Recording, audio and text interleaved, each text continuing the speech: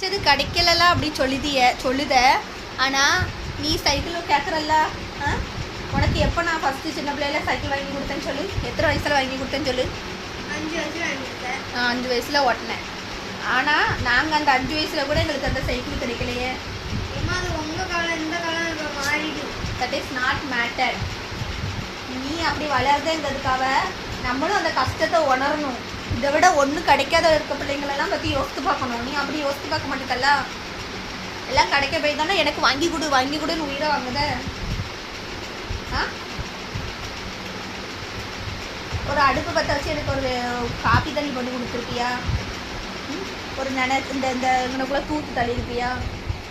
ஒரு துணிமணி ஒரு சட்டி தோசி தந்துருப்பியா படுத்து கிடக்கும் போது? சொல்லுவே. நீ ஒரே பிள்ளைன்னு தானே நாங்கள் அங்கங்கே போராட்டத்துக்குலாம் கூட்டிகிட்டு அலைஞ்சிட்டு தாங்கிறதுனால உனக்கு எதுவுமே தெரியாமல் வளருதியோ? 2 பேரும் கடவுள் ஒன்று தானே கொடுத்தாரு, ஒன்று மாத்திரம் தானே நான் பெற்றேன். தட்டி எடுக்கிறதுக்கு இடம் இருக்கா? தட்டு எடுக்கிறதுக்கு கிடைக்கணும்ல. அதுவும் கற்றுக் கொடுக்குறது என்ன உனக்கு அவ்வளோ ஈஸியாக? அங்கே பேசினெல்லாம் அந்த அங்கிள்கிட்ட கேட்டெல்லாம் இந்த அங்கிள் என்னெல்லாம் சொல்லிகிட்டு இருந்தாரு.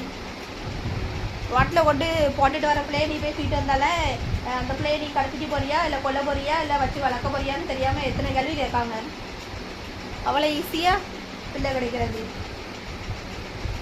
ஒவ்வொருத்தையும் குழந்தை கிடைக்காம ரோடாக பிச்சு எடுத்துட்டு கோயிலாக வேண்டிட்டு தெரியுதாங்க. நீ அப்பளையே நீ என்ன எதுக்கு பெற்ற கருவிலே அழிச்சிருக்க வேண்டியதானே? இங்கே நான் கருவிலே அழிக்காம தான் வந்து பிறந்துட்டு இவ்வளோ உயிர் உனக்கு பார்த்து பண்ணிகிட்டு இருக்கணும் உயிரோடு இருந்து. சரி, நான் இல்லாமல் போயிட்டேன், உனக்கு யார் இவ்வளவு செய்வா? யோசித்து பாரு பார்ப்போம். யோசியேன், யார் என்ன செய்வா?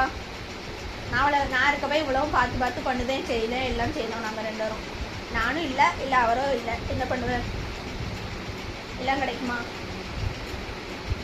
கிடைக்குமாவ? Answer me. கிடைக்குமா? நீ இதுக்கு மாத்திரம் பதில் சொல்லு. ஒன்றை தானே இவ்வளோ நேரம் என்ஜாய் பண்ணி எல்லாம் கூட்டு போய் சந்தோஷம் பண்ணி வாங்கி கொடுத்து எல்லாம் பண்ணிட்டு வந்தேன். சந்தோஷமாக தானே வந்தேன். ஆனால் இந்த ஒரு ஆசை மாத்திரம் அப்படிங்க.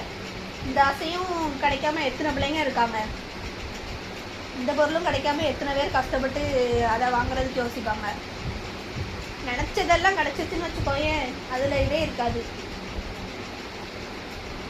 கஷ்டமே தெரியாது.